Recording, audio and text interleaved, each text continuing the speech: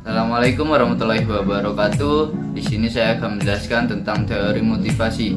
Sebelum itu, kita harus mengetahui dulu apa itu motivasi. Motivasi dalam bahasa Inggris adalah motif yang berasal dari kata motion yang berarti bergerak atau sesuatu yang bergerak. Dalam pandangan psikologi, motivasi adalah rangsangan, dorongan atau hasrat akan terjadinya sesuatu. Motivasi adalah dorongan yang timbul dalam diri seseorang secara sadar untuk melakukan sesuatu dengan tujuan tertentu.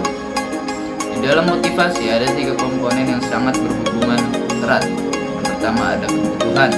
Kebutuhan yang dirasakan seseorang karena tidak adanya keseimbangan atau kekurangan yang dia miliki atau yang seharusnya dia miliki. Kemudian yang kedua ada dorongan. Dorongan untuk memenuhi kebutuhan tersebut. Kemudian yang ketiga ada tujuan. Mencapai tujuan adalah mengembangkan keseimbangan yang dilakukan oleh seseorang. Oke, kemudian di dalam motivasi ada 2 faktor, yaitu faktor internal dan faktor eksternal.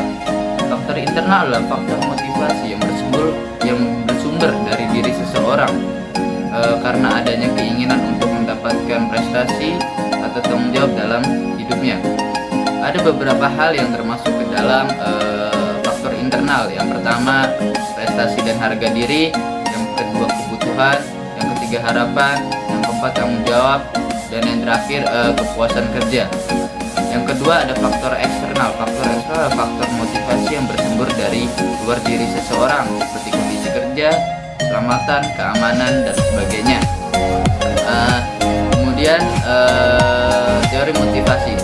Teori motivasi yang pertama adalah teori motivasinya Abraham Maslow. Beliau menyatakan bahwa semua manusia memiliki 5 tingkatan kebutuhan yang berupa piramida yang biasa kita sebut dengan hierarki kebutuhan Maslow. Yang pertama ada kebutuhan fisiologi. Kebutuhan ini kebutuhan yang paling dasar, meliputi kebutuhan untuk hidup seperti makan, minum, tidur, dan tempat tinggal. Yang kedua ada kebutuhan rasa aman.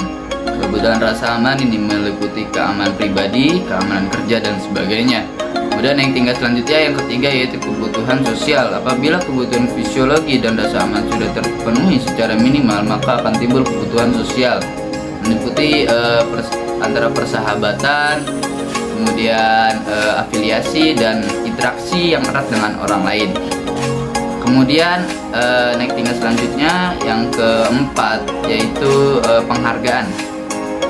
Kebutuhan penghargaan inilah kebutuhan keinginan untuk mendapatkan kehormatan atau dihormati, dihargai atas prestasi. Kemudian kebutuhan yang terakhir atau kebutuhan yang paling tinggi adalah kebutuhan aktualisasi diri. Dan ini di sini untuk menunjukkan kemampuan atau potensi yang terdapat dalam diri seseorang untuk menjadi yang terbaik dengan apa yang dia bisa lakukan. Oke, sekian dari saya.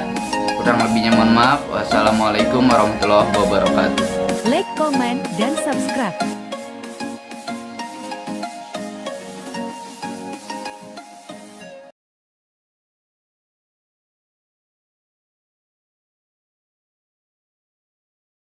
Like, comment, dan subscribe.